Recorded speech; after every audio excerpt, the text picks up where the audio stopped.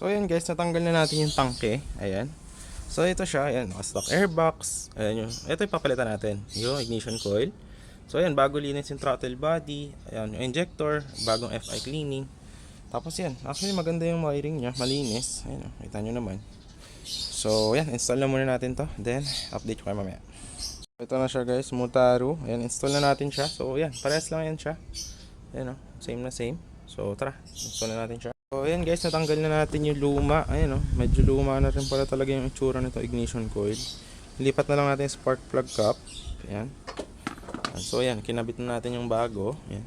So medyo natanggalan lang tayo dahil binaklas yung kaha. Ayan, ang dami medyo tornilyo.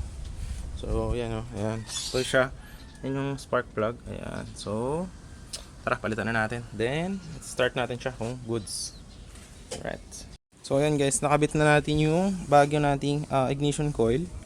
Ito yung luma. Ayan o, talagang pangit na din. So yun siguro isa sa dahilan bakit pangit yung performance niya. So ngayon, start na natin siya. Ayan. So, click start. Ayan.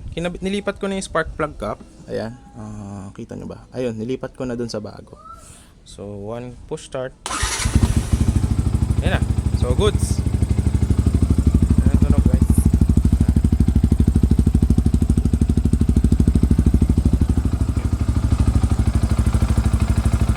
Alright, so maganda guys, oh. Ayan, oh.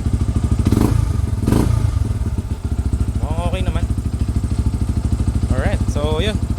Nabago na yung pagpalit natin. Hindi ko na na-videohan yung kung paano siya palitan kasi wala akong paglalagyan dito ng yung phone stand. So yun. Yun lang. Sharing is caring. Hey guys, so nagpalit tayo ng ating brake. Ayan. Tapos binlid natin siya. Ayan. Then pinalitan natin ng hose. Ayan. Kasi yung luma natin is pangit na. Ayan. So wala na siya ngayong bubbles. Ayan. Pag pinarenan nyo siya, ayan, dati may bubbles yan. So meaning nun, hindi nyo na bleed ng maayos. Ayan o. So ngayon, bago na yan. Ayan o. Brembo. Tapos yan, bago na yung brake hose. So ito yung luma. Ayan o. So ayan siya. Kita nyo naman yung itsura ng luma. Talagang marumi na. Tapos may mga crack na. Kaya nagbabubbles. Tapos ito yung brake hose. Ginupit natin. Ayan. Samco yan. Tapos ito yung brake fluid. Ayan. Okay. So, ayan. Maganda na yung braking performance ngayon ng motor. Ayan o. So, goods. Ganda na siya. Forma, no? Ayan o.